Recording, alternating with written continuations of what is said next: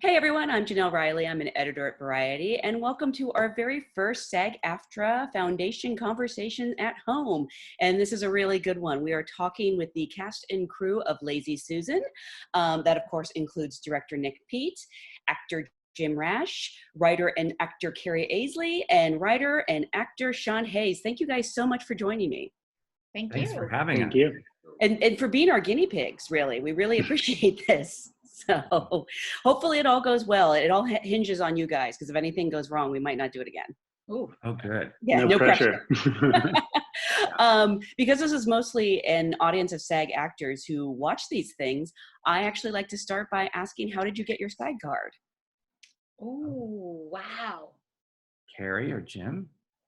I think I got mine doing like a really independent film with a bunch of friends in 1996, 97. I think that's how I got it. I think there'd be a better story than that. That's not very interesting. What was the film called? Did it come out? It was called The Thin Pink Line, and it did. I think you can even find it. And it was written by my roommates at the time. Yeah, it was just this fun little independent film. I think that's how I got it. I honestly can't remember. I bet Jim has a more interesting story than that. Well, right? I think, Jim, you're still Taft-Hartley, no? Yeah. No, I look forward to the day that I can say I have my SAG card. So I'm just eager to hear what your journeys were. I think mine, I know what mine was. It was, my first line was on the sitcom Sybil Shepherd's sitcom. And I think it was something like, whatever make of car she had, I came into the set and said, "Who's the driver of so-and-so car?" She said her. I said, "You parked in Betty White's spot. You've been towed." And scene. And for that, they gave me this. That's great. I love that. That's really cool. Mine was a McDonald's commercial in Chicago, and my mom gave me the $1,200 needed to join. And even, I think that was 1992, maybe. And I just even think now that's kind of a lot of money to join. Back then, I was like $1,200. It was crazy. And write it off. Right. Mm-hmm. Yeah. And Nick, what about you? What was the first job you consider like professional as a director? I mean, my acting career kind of began and ended in college. I was a background extra on Aizley's Taking Woodstock. No way. And then I realized that I was much more interested in watching Aang just do his thing. And I just, at one point, just kind of hung up my costume, my little, I think it was like Converse I was wearing. I was like a straight edge, not cool enough to be a hippie, but then I was just like watching Ang Lee, and I was like, okay, I think I'm going to stick behind the camera for a while. I mean, but if you have to do only one movie, working with Ang Lee is pretty great. Yeah. Yeah, that was a good jumping off point. That was fun. So I want to start at the beginning with Lazy Susan, because Sean and Carrie, you guys wrote this with Darlene Hunt, who also plays Susan's sister-in-law in the movie. Where did the idea even come from? Like, was it something that you guys sort of were sitting around spitballing, or is it something you've been wanting to tell for a while? When I was 21 years old, I auditioned. I was in Chicago. My agent said, "You have an audition tomorrow to replace the white guy on In Living Color." And I said, "Jim Carrey?" And she said, "Yeah." And I didn't even know he was leaving the show. And so I got my bag of wigs and accents and characters and all that crazy stuff. And I went to do it. I'm still waiting to hear if I got the part. But the years later, yeah, fingers crossed. And years later, a friend of mine that I went to high school with, she's like, "You know what, you should do something with that character that was so funny, that girl Susan, but you should call it Lazy Susan." And the light bulb went off, and I thought, that's such a great title and a great built-in metaphor for someone spinning out of control and that can't get their life together. And which, you know, I thought was thematically a great kind of way in. And so when Carrie and I kind of broke the story with Carrie, and then I sat down and wrote the pilot, and then we brought in Darlene, and Darlene was like, "I think this is the first act of a movie."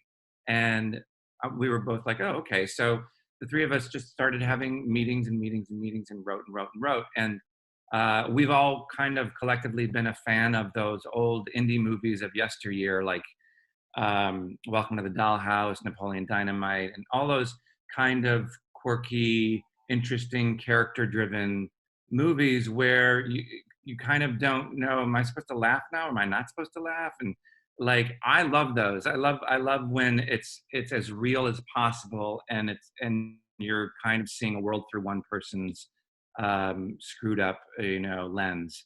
And so that's kind of the long story of it all. So did you sort of have Susan in your back pocket all these years? Would you bring her out occasionally, or was it really a long time between that In Living Color audition and then thinking of doing her now? Yeah, it was really that long. I mean, her name's Raina, and Raina and I, will be talking on the phone about a bunch of stuff because we kind of grew up together, and she just threw that title out there with that character, and I was like, gosh, it's such a great way to work backwards from that title. I just thought it was it said so many things. And Carrie, while you were co-writing it, did you always know you were going to be in the movie? I think, yeah, from the beginning, I think we did. We knew Susan's character, and then we tried to sort of find a place where who her friend was and how she could fit in and who she was. So we constantly kept her involved, just trying to help her evolve, along the way. But yeah. I think the relationship between the two of you, your characters, is so sweet and authentic, and I imagine being friends in real life probably helped that. Yes. Yeah. I mean, it was really also fun to work on it together. I remember one of the very first times we sat down was at a restaurant in Santa Monica on Main Street. Do you remember that? Yeah. We were trying to come up with ideas, and Susan, it was so clear who Susan was, and just trying to find who she was in the world and who she knew. And it was really fun to do that together. So yeah. And I'm curious, how did you come to direct this, Nick? That's a good question. I think that, these guys came to me with Susan and that title, and I thought it was such a great title that I think that one of the early films I watched to kind of get it was Sean's suggestion of Muriel's Wedding. Oh, yeah. Yeah, and I was just like, okay, I get it. I see what this is about. I thought it was a great idea. And I mean, it just kind of made sense, and I was very happy to have the opportunity to work with everybody. I mean, there was a couple moments when I think I would show up and people kind of gave me the benefit of the doubt, but it was very sweet, and it was a perfect environment to kind of cut my teeth a little bit and get through some things, work through some stuff. Yeah, we were super excited to have Nick on board, and his energy of being first time feature director like this, where it was, he was so organized and so collaborative and so on it. He had everything figured out before we even started. So it was a wonderful kind of ease to it. We had fun. Yeah. This is your feature film debut. What can you kind of say what that experience was like? I mean, was it as stressful as you imagined? Did it come together better than you imagined? Beyond as stressful as you can imagine. It was.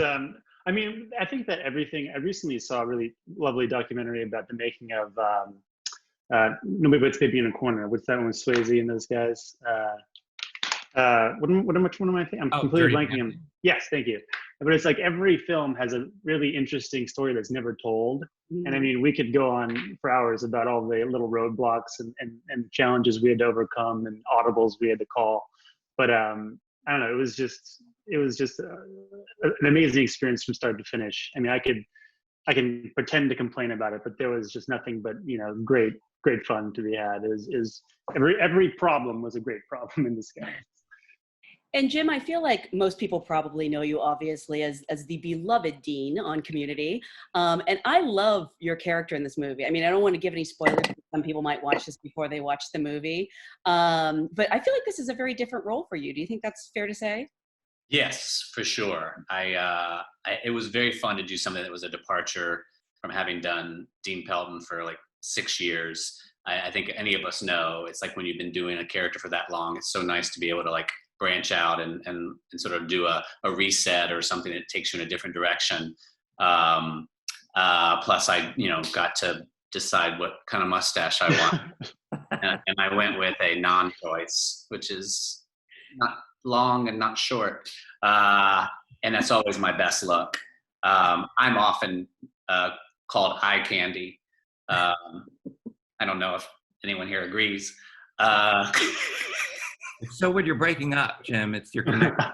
It's very hard for me to be unattractive, is what I'm trying to say. I just love it because obviously it was also a chance to work with these two, and I'm saying this because right now they're flanked on each side of it. But I don't think okay, then they're here, here. But to work with people I've known for years, and then work with Nick, who's now below me. There you go. It's like Brady Bunch. It was all wonderful. I couldn't have asked for a better post community gig.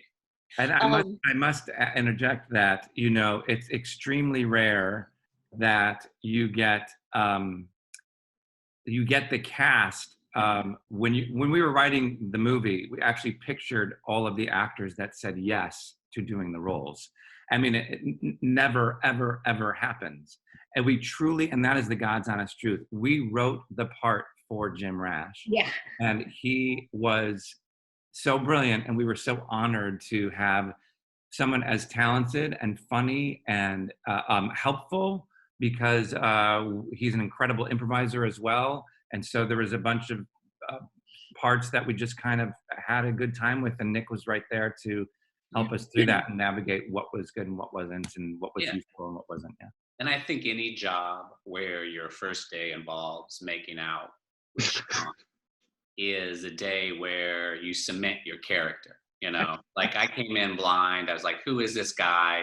And then say, oh, let's eat some cotton candy, then make out with the cotton candy in our mouths. And I'm like, got him.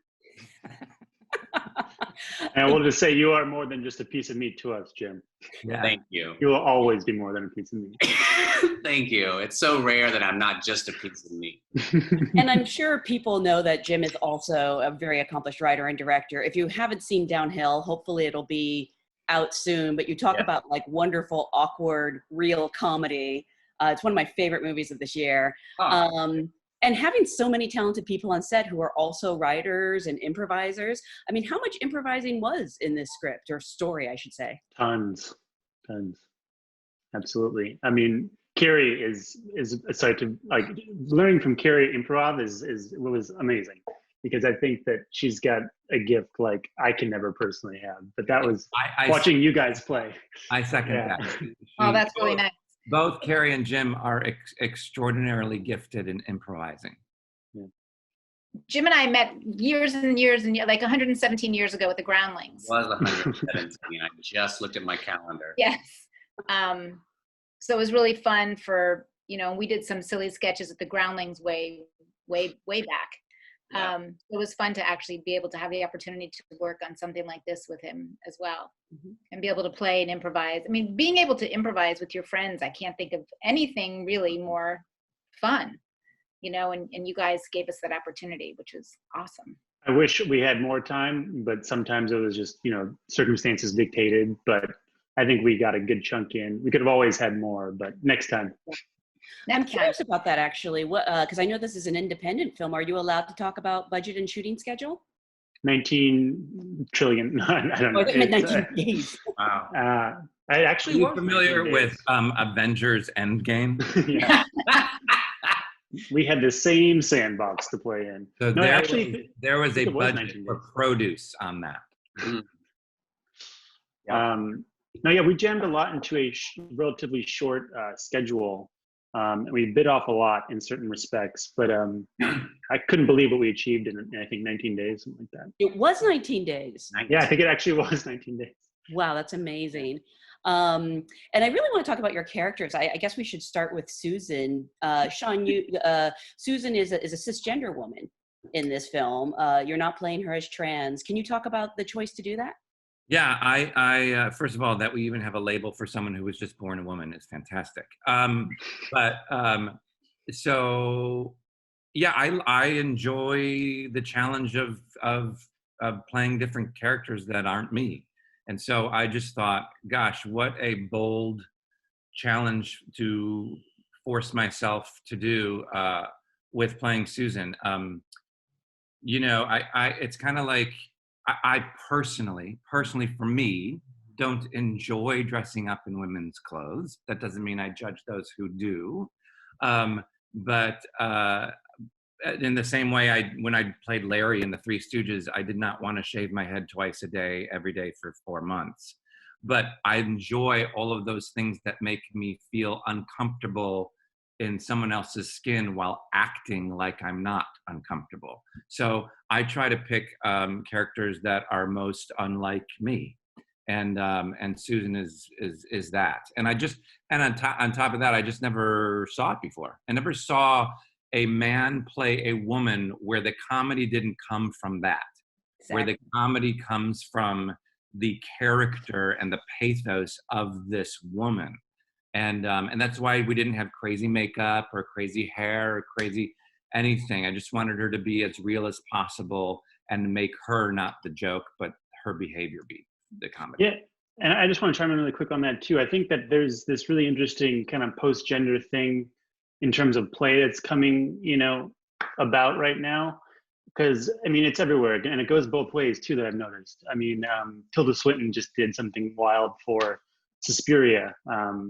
Cate Blanchett was Bob Dylan. It's like these things are starting to happen more and more frequently, and I think that is just such an amazing opportunity, and we're opening a door here. Yeah, I mean, I think it's why we're actors. Aren't we actors to embody people who aren't us, and to embrace the challenge of whether successful or whether you have success or failure in it, but it's the journey of challenging yourself as an actor in the craft of acting to play other people. And I know there's this debate about, whether did I just take a part away from a woman? I think it's hilarious. Please introduce me to a woman who is hurt by that, and I would love to make her feel better and have that conversation. But I think that,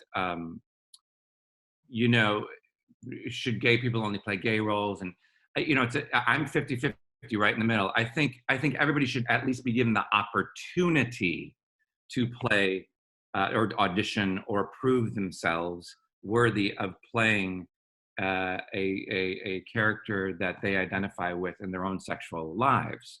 So, their sexual orientation, how they define themselves. But at the same time, actors want to play parts that aren't them and removed from who they are. So it's a very interesting, long conversation that there's no right answer for. And the last thing I'll say about it is I can't picture Susan anybody but being played by you, Sean. So. Right. Well, thanks. It's exactly what you said, where I was concerned that it was going to be, the joke was that a man was playing a woman and she'd be the butt of it. But she is such a real, sweet character. I mean, I think we kind of all know, or maybe even are, Susan at sometimes. Yeah, well, Carrie and I talked about that, and Darlene, about how, the character is kind of based on lots of people we know who are kind of, again, to use that thematic idea of a spinning lazy Susan, someone kind of not figuring out their life and spinning out of control. It kind of based on a lot of people we know from our past, and partly some of my own life when I couldn't get my life in order either. And that kind of twisted, dark humor I enjoy. Mm-hmm. And I'm very curious about the challenges of all your roles. What ended up being the most challenging part of playing these characters? Actually, can I ask a silly question? Jim, was your mustache real? Yeah. Okay, I thought so. But when you started talking about it earlier, I was just like, man, it would be so cool to walk around with that mustache for a month. No, I think I grew up what I have of a beard, and then I think we just sort of played around with how short to go. Because I think mustaches are fantastic. It's not great, but it does the purpose. Oh, it's perfect for him. And I've had so many friends who had to grow mustaches for roles, and they said the respect people would treat them with, it was so different. Like people would call them sir. Yes, I finally got called sir, and it was so nice to be called to set. Oh, hello, sir.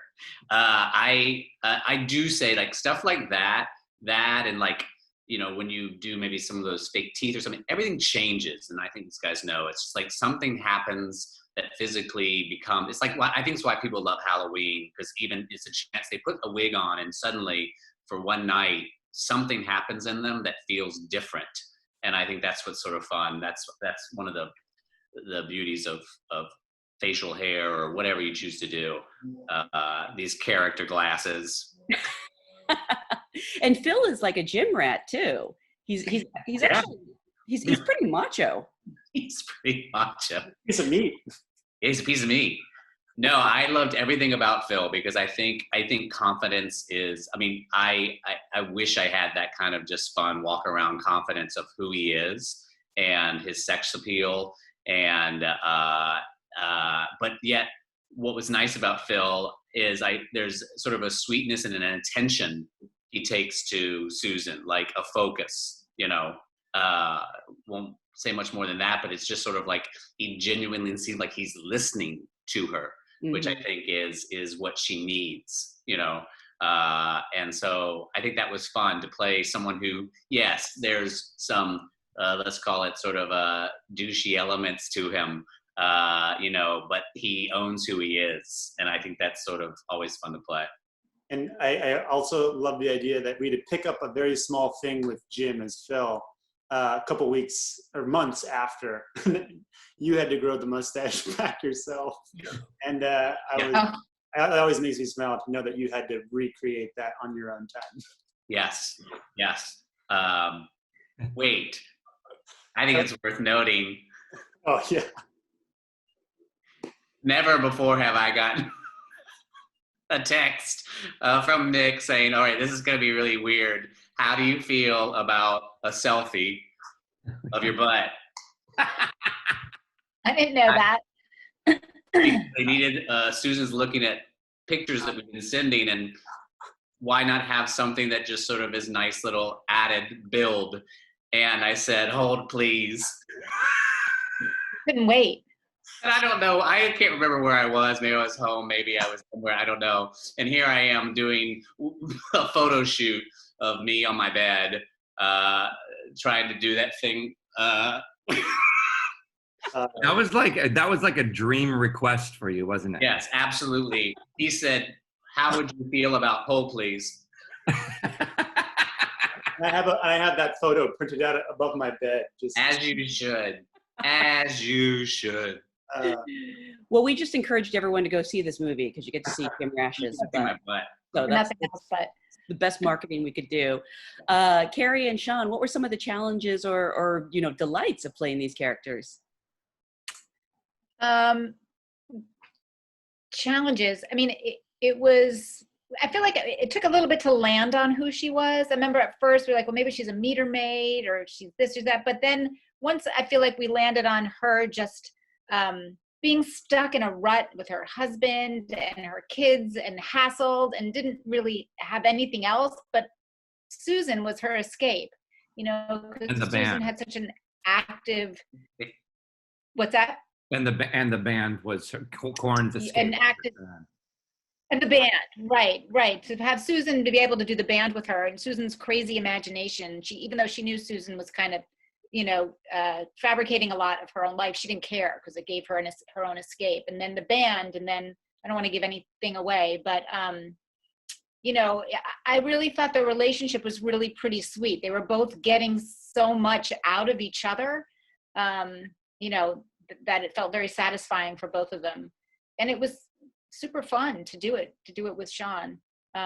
But as far as challenges, I mean, would you say that, I don't know if there's any other challenges between their characters other than the challenges that they had as their characters that came up without giving any story away. I just know one of my favorite times that Corin had, Carrie, was that improv line at the very end when you were like, I don't think I'm giving you anything away, but you're like, you want to get high? And Skip, between you and Skip's like, yeah, I do. It was like a perfect cadence. I just love that. Skip Seth played my husband, and he was fabulous and so easy and perfect. And we got really lucky having him on board. And I felt a real nice connection with him, and I think it worked for the characters as well. You have a really amazing cast. I mean, Allison Janney is wonderful in this. Matthew Broderick pops up. Everyone who sort of lives in the apartment complex. It's just cast from top to bottom so well. Yeah, and also, I mean, a good, we were talking about departures earlier with Jim, and one of the actors, Danny, who played Leon, he had never played a role like this, and it was just a pleasure to watch him, find that character. Yeah. So it's just a lot of that, I think, a lot of different challenges for everybody in the cast. And Yeah. Sean, for you, aside from like the obvious physical transformation, what was the biggest challenge of playing Susan?